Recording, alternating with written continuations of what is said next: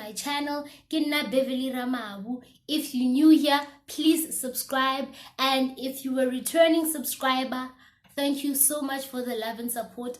I really appreciate it. So today I'm actually going to be reviewing Elizabeth Arden's White Tea collection. Well, almost the whole collection. The only one that's missing is the Mandarin Blossom. Otherwise, we move. Before we get started, I want to share this deal I took advantage of. I got this cute tote bag when I bought this 100 ml vanilla orchid or orchid at Woolies, and they even threw in samples, which is the wild rose,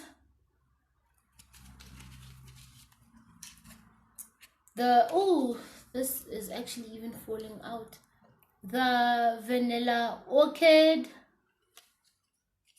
and lastly the original white tea.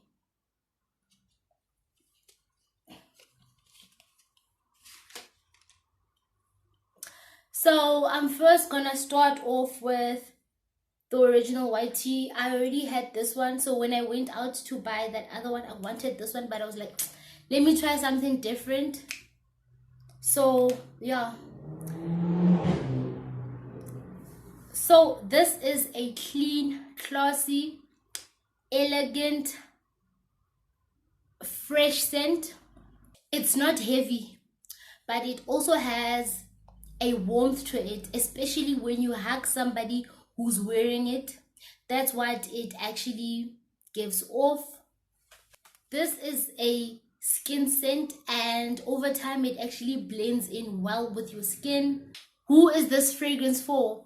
If you're somebody who works in an environment that requires you to wear little to no fragrance at all, this is definitely a scent that you should try. This fragrance is inoffensive. It's for people who are really delicate in their nature and they don't want to draw attention to themselves, but they still want to smell good, you know. This is a great quarantine fragrance. It's good for wearing around the house, you know. It's just a feel good, smell good type of scent, and it's a spring daytime fragrance. I feel like this would work well as a foundation fragrance in case you want to pair it up with a fragrance that's a bit stronger, that has similar notes. And in terms of longevity, sillage, and performance wise, it's around, for me it was around 4 hours at the most, even more. It doesn't have projection, which is a good thing, because as I said, it's for people who don't really want to draw attention to themselves. And in terms of sillage or sillage, it's just a bit maybe moderate. So when it came to the white tea wild rose, I felt that there were times where it was similar to the original one, but what made it stand out was the predominant rose note. You know, this is a floral scent. With it being floral, it still retained its sweetness, but in a subtle way. The sweetness wasn't overpowering, and I honestly felt like it brings out your, like, the girly girl side of this fragrance, you know. The initial one, I feel like you could still wear it in corporate, and even especially if maybe you in the medical fraternity, you could still wear that in that setting. But with this one, I feel like it doesn't just confine you into like that office space. You can still wear it outside, even for playtime. This is a good alternative if you're really tired of maybe the original one and you want to divert a bit from the original but still keeping maybe the warm elements of the fragrance, this would definitely really be one that maybe you should go for. And the last fragrance would be the white tea vanilla orchid, which is also the one that I purchased. This is a soft, pleasant, and it's a cozy fragrance, you know. It's perfect for your intimate dates, and I feel like it tends to have a sexual appeal attached to it, you know.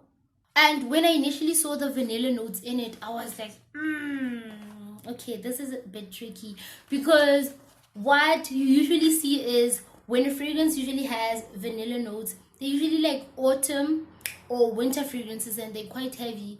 And then this was not the case. If it's anything, the vanilla note was quite soft on the nose, and I really like that. It made it such a beautiful fragrance. And what I also noticed is once it dries down, it tends to border towards being a bit powdery. So yeah, that's overall what I thought of these fragrances. These are my own interpretation of them. I just wanted to give my raw and authentic opinion on it without maybe going in depth on the top, middle, or bottom notes, because at times, if you're not really somebody who's into fragrances and you just generally just like how things smell like, what you're interested in is how they come across to other people, how other people interpret what you smell like. So this is what I focused on mainly. And this collection is a summer collection, and it's definitely for you if you're into clean scents. And I feel like it would also still make like a great gift because it's quite safe, you know. When you buy someone a fragrance, you don't maybe want something that might offend them. So I feel like this is quite safe. Even if maybe they don't generally like the fragrance, they can just use it as a base or as a primer, and then build up, layer up the fragrances just to make, maybe to amplify the scent. White tea flankers are available in 30 and 100 mils, and the original one is available in 30, 50, and 100 mils. You can get this at your Edgar's, your Superbalist, your Woolies. I got mine at Woolies. If you really enjoyed my review, please comment, like, subscribe.